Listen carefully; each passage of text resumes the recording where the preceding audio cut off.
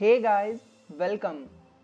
पिछली वीडियो में हमने देखा था कि टाइम कॉम्प्लेक्सिटी को कैसे कैलकुलेट करते हैं, कैसे एनालाइज करते हैं।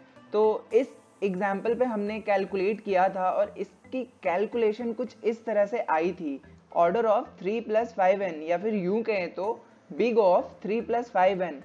बट ये जो कैलकुलेशन हमें दिख रहा है इसे हम ऐसे रिप्रेजेंट नहीं करते, इसे हम एक इससे भी ज़्यादा सिंप्लीफाइड वे में रिप्रेजेंट करते हैं। तो वो सिंप्लीफाइड वे क्या है वो हम इस वीडियो में देखेंगे। ओके, सो हाँ, एक डिस्क्लेमर, अगर आपने वो पीछे वाली वीडियो नहीं देखी है जिसमें हमने इसे कैलकुलेट कैसे किया था ये जानना है तो प्लीज़ जाके देखे, बहुत अच्छी वीडियो है। सो टॉपिक पे आते हैं। हाँ, तो इसे एक सिंप्लीफाइड वे में रिप्रेजेंट करने के कुछ रूल्स होते हैं, कुछ ट्रिक्स होते हैं। वो रूल कुछ ये हैं। Rule number 1, consider worst case. Rule number 2, remove constants. Rule number 3, different terms for input. And rule number 4, drop non dominants. ठीक है, तो सबसे पहले हम रूल नंबर 1 पे देखते हैं, कंसीडर वर्स्ट केस। ओके, सो इसका मतलब है कि जो वर्स्ट केस है हमें उसे कंसीडर करना है, तो इस रूल को हम यहाँ पे अप्लाई करते हैं। तो मैं आपको बता दूं कि जो पहला रूल है कंसीडर वर्स्ट केस, वो हमने ऑलरेडी अप्लाई कर चुके हैं। जैसे कि यहाँ पे ये फॉर लूप है, ठीक है, इसकी कॉम्प्लेक्सिटी क्या है? इसकी कॉम्प्लेक्सिटी आ रही है ऑर्डर ऑफ n में, यानी कि इस लूप के अंदर में ये जितने भी स्टेटमेंट है ऑर्डर ऑफ n में चल रहा है। तो ये हमने ऑलरेडी जो इसकी वर्स्ट केस है उसको कंसीडर कर लिया है। वर्स्ट केस क्या है इसका? नंबर्स जो कि एक एरे है उसका लेंथ जो कि हम n से रिप्रेजेंट कर रहे हैं। ओके, सो पहला रूल तो यहीं पे हो गया। दूसरे रूल पे चलते हैं। दूसरा रूल है रिमूव कॉन्स्टेंट्स, यानी कि जो बार बार रिपीट हो रहे जो कॉन्स्टेंट्स हैं उसको हमें रिमूव कर देना है। ठीक है, तो आइए वो करते हैं। इसमें कांस्टेंट क्या क्या है? इसमें कांस्टेंट है ऑर्डर ऑफ 1, ये कांस्टेंट है, ये एक बार हो रहा है। ये ऑर्डर ऑफ 1, ये कांस्टेंट है, ये भी एक बार हो रहा है। और यहाँ पे ऑर्डर ऑफ 1, ये भी कांस्टेंट है, एक बार हो रहा है। यानी कि ये 1 2 3, जो 3 को हमने रिप्रेजेंट यहाँ पे किया, यहाँ पे हमने शो किया, इसको हम हटा देंगे। ठीक है, 3 को हमने हटा दिया, बचा गया हमारे पास 5n। ठीक है, तो यहाँ पे अभी कांस्टेंट अभी और रिमूव होंगे। जो 5n है वो क्या रिप्रेजेंट कर रहा है? वो रिप्रेजेंट कर रहा है इस फॉर लूप के अंदर के जो स्टेटमेंट है वो। ठीक है, तो 5n में यहाँ पे क्या है ना, यहाँ पे जो भी पूरा का पूरा फॉर लूप रन हो रहा है वो n टाइम्स रन हो रहा है। तो यहाँ पे जो 5 है, क्योंकि n टाइम रन तो हो ही रहा है, तो जो यहाँ पे हमें 5 दिख रहा है ये भी कांस्टेंट है, तो हम इसको भी रिमूव कर देंगे। तो अगर हम इसको रिमूव कर देते हैं तो हमारे पास क्या निकल के आता है? तो हमारे पास निकल के आता है ऑर्डर ऑफ n, या फिर बिग O ऑफ n, जो भी कह लो एक ही है। ठीक है, सो इसकी कॉम्प्लेक्सिटी होगी ऑर्डर ऑफ n। इसे सिंप्लीफाई करने के बाद एक और एग्जाम्पल पे हम देखते हैं। यहाँ पे एग्जाम्पल नंबर 3 जो कि हमने कल ही किया था उस पर भी हम देख लेते हैं। तो इसको भी एक सेकंड में थोड़ा छोटा कर देता हूँ, आपको क्लियर दिखेगा। हाँ, तो इसको भी थोड़ा सिंप्लीफाई करते हैं। तो पहला रूल क्या था सिंप्लीफाई करने का? वर्स्ट केस को कंसीडर करना है। ठीक है, तो worst case order of n, इसकी भी worst case order of n है। जो ऑर्डर ऑफ n है यानी कि n को हमने कंसीडर कर लिया है यहाँ पे। ठीक है, सॉरी, ये जो n है इसको कंसीडर कर लिया है। दूसरा है रिमूव कांस्टेंट, तो जो ऑर्डर ऑफ 1 ये जो कांस्टेंट वाले हैं इसको हम रिमूव कर देंगे। ठीक है, तो इसको हमने कर दिया रिमूव,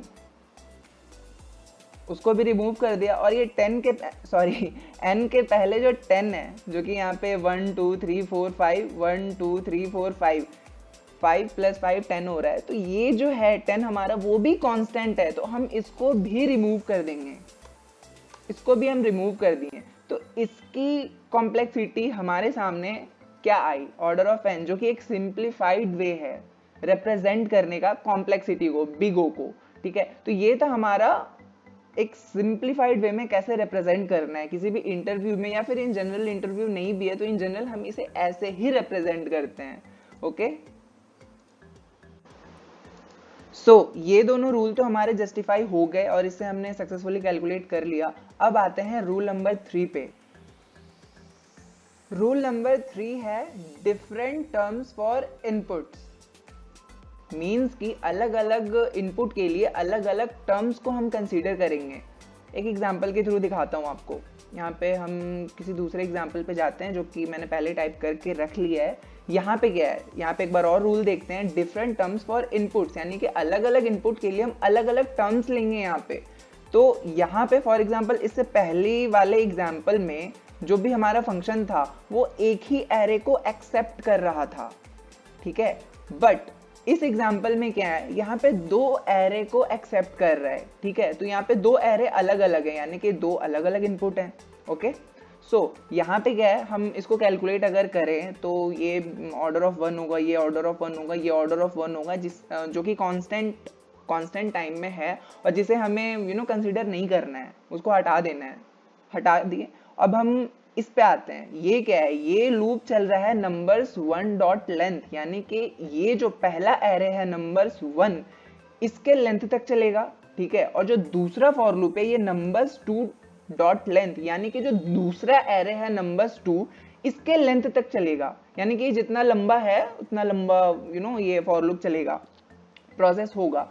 ये कांस्टेंट को तो हम हटा ही देंगे, तो इसे हम कंसीडर करते हैं। तो इसकी कॉम्प्लेक्सिटी क्या होगी, ये कितना कहाँ तक जा रहा है, इसकी कॉम्प्लेक्सिटी होगी, मैं टाइप कर देता हूँ ऑर्डर ऑफ n।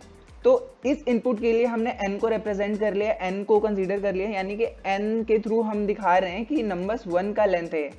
अगर हम इसको सिंप्लीफाइड वे में बोलें तो n क्या है, n है नंबर्स 1 डॉट लेंथ, ठीक है। और जो दूसरा लूप है, ये जो दूसरा वाला फॉर लूप है जो कि नंबर्स 2 डॉट लेंथ तक जा रहा है, इसकी कॉम्प्लेक्सिटी क्या होगी, इसको हम कंसीडर करेंगे ऑर्डर ऑफ m से, ठीक है। क्योंकि ये जो हमारा पहला लूप था वो नंबर्स 1 के लेंथ तक जा रहा था और जो दूसरा फॉर लूप है वो नंबर्स 2 के लेंथ तक जा रहा है, ठीक है। तो जो कि रूल जो कह रहा है हमारा कि डिफरेंट टर्म्स फॉर इनपुट, यानी कि अलग अलग इनपुट्स के लिए हम अलग अलग टर्म्स यूज करेंगे। तो इस इनपुट के लिए नंबर्स 1 के लिए हम n को यूज कर रहे हैं, n जो कि है नंबर्स 1 का लेंथ, और जो हमारा दूसरा इनपुट है यानी कि जो दूसरा हमारा एरे है इसके लिए हम m यूज करेंगे।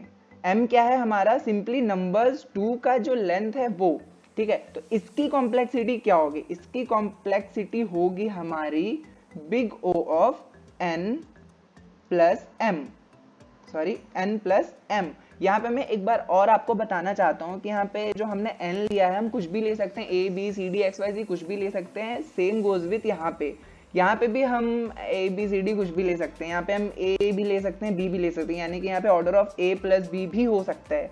ये जस्ट मैंने एग्जांपल के लिए n प्लस m लिया है, ठीक है। तो ये वाला तो ये सिंपल सा था रूल नंबर 3 कि डिफरेंट टर्म्स फॉर इनपुट्स। यहाँ पे एक बात और मैं आपको बताना चाहता हूँ कि यहाँ पे एक सिंपल रूल ऑफ थंब है, वो ये है कि अगर दो अलग अलग फॉर लूप है हमारे पास तो उसकी जो कॉम्प्लेक्सिटी होगी उसको हम प्लस कर देंगे। लेकिन अगर फॉर एग्जांपल मैं आपको दिखा रहा हूँ, अगर ये जो फॉर लूप है मेरा वो यहाँ पे नहीं होके इसके अंदर होगा, ठीक है, यानी कि नेस्टेड होगा। आई यहाँ पे चेंज कर दे रहे हैं, जैसे कि यहाँ पे जे होगा क्योंकि आई हम ऑलरेडी ले चुके हैं।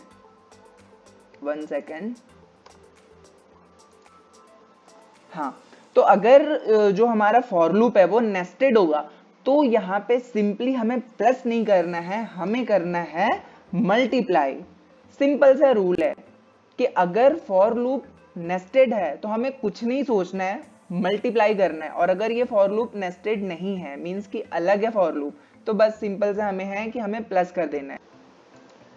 यहाँ पे एक और एग्जांपल के थ्रू मैं आपको दिखाता हूँ कि ये जो हमारा फंक्शन है, मैं थोड़ा इसको जूम कर दे रहा हूँ, हाँ। तो ये जो हमारा एक फंक्शन है इसकी कॉम्प्लेक्सिटी क्या होगी, यहाँ पे आप ध्यान देना कि यहाँ पे नेस्टेड फॉर लूप है एंड ये जो फंक्शन है उसमें सिर्फ एक इनपुट है, यानी कि वो सिर्फ एक एक्सपेक्ट कर रहा है एरे, ठीक है, सिर्फ एक पैरामीटर, सिर्फ एक एरे एक्सपेक्ट कर रहा है, ठीक है। तो यहाँ पे जो फॉर लूप है मेरा वो पहला फॉर लूप है जो कि आउटर है, जो कि नंबर्स डॉट लेंथ तक जा रहा है, ओके।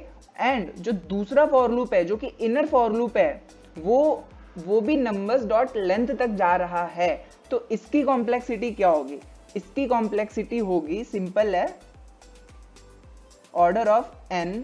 जैसा कि मैंने बताया था कि अगर फॉर लूप जो है वो नेस्टेड है तो हमें कुछ नहीं करना, हमें सबसे पहले मल्टीप्लाई करना है।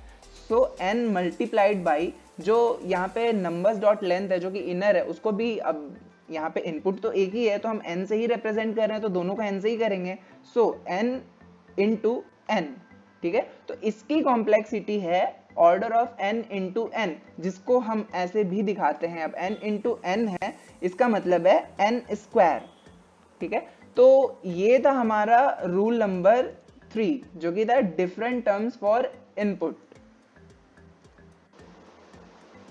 एक और एग्जांपल हम यहाँ पे देखते हैं। ये एक फंक्शन है, इसकी कॉम्प्लेक्सिटी हम निकालते हैं। तो सबसे पहले फंक्शन जहाँ से स्टार्ट हो रही है वहाँ से शुरू करते हैं।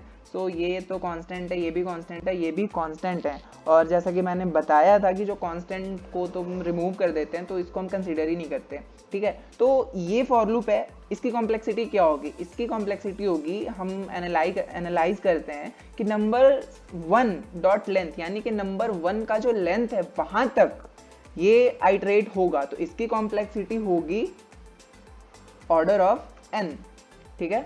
एंड अब आगे चलते हैं तो यहाँ पे ध्यान देने वाली चीज है कि ये जो दूसरा वाला फॉर लूप है इसके अंदर एक और फॉर लूप है, यानी कि ये नेस्टेड है, और अगर नेस्टेड आ गया तो हम उसको मल्टीप्लाई करते हैं आपस में, ठीक है। तो इसकी कॉम्प्लेक्सिटी हम कैलकुलेट करते हैं। तो पहली वाली की कॉम्प्लेक्सिटी है जो कि नंबर्स 1 डॉट लेंथ, यानी कि नंबर्स 1 के लेंथ तक जा रही है, तो ऑर्डर ऑफ n, जैसा कि हमने यहाँ पे लिया था, सिंपल ऑर्डर ऑफ n ले लेंगे। और इसके अंदर जो दूसरी फॉर लूप है जो कि इसके अंदर है, इनर फॉर लूप है इसकी, उसकी कॉम्प्लेक्सिटी क्या है? उसकी कॉम्प्लेक्सिटी होगी नंबर्स 2 डॉट लेंथ, यानी कि नंबर 2, यानी कि जो दूसरा इनपुट है हमारा, उसके लेंथ तक आइटरेट हो रही है, तो उसको हम रिप्रेजेंट करेंगे ऑर्डर ऑफ m से, ठीक है। तो इसकी कॉम्प्लेक्सिटी क्या होगी? इसकी कॉम्प्लेक्सिटी हम अगर यहाँ पे निकालें तो सबसे पहले तो ऑर्डर ऑफ n, जो कि ऑर्डर ऑफ n आ रहा है, ठीक है। तो ऑर्डर ऑफ n आ गया।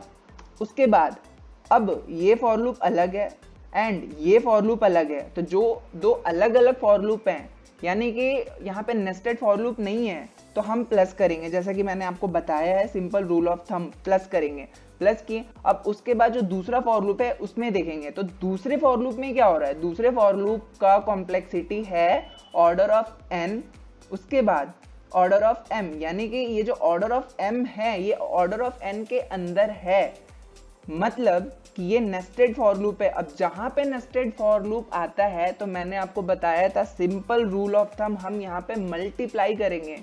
किसको मल्टीप्लाई करेंगे? आउटर लूप को इनर लूप से। तो यहाँ पे कैसा होगा? यहाँ पे उसको कुछ इस तरह से हम देखेंगे, n मल्टीप्लाइड बाई m, ठीक है। तो ये हमारा इसका कॉम्प्लेक्सिटी, टाइम कॉम्प्लेक्सिटी निकल के आ चुका है, जो कि है n plus n multiplied by m। तो यहाँ पे आते हैं हम अपने रूल नंबर 4 पे। रूल नंबर 4 क्या कहता है? ड्रॉप नन डोमिनेंट्स, यानी कि जो डोमिनेंट नहीं है उसको ड्रॉप कर देना है, ठीक है। तो यहाँ पे डोमिनेंट कौन नहीं है? n प्लस m है, जो कि ये एक लूप में आ रहा है, ठीक है। तो ये n मल्टीप्लाइड बाई m है और ये n है। तो जो n है हमारा वो डोमिनेंट नहीं है, ये गरीब है, तो और गरीबों का तो खैर कोई होता नहीं है, सो हम इसको ड्रॉप कर देंगे।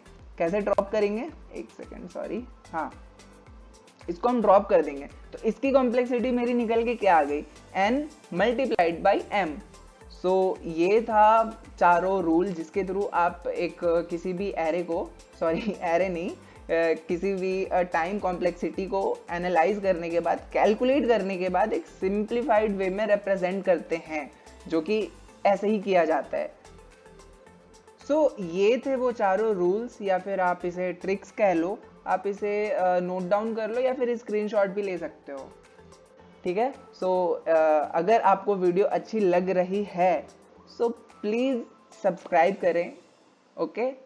मिलते हैं नेक्स्ट वीडियो में। एंड हाँ, नेक्स्ट वीडियो में हम स्पेस कॉम्प्लेक्सिटी के बारे में देखने वाले हैं। आप प्लीज़ सब्सक्राइब करके रखें ताकि नेक्स्ट वीडियो जब भी आए, जो कि मैं बहुत जल्दी डालूंगा, जब भी आए आप उसको देख पाएँ और आपको नोटिफिकेशन जा सके।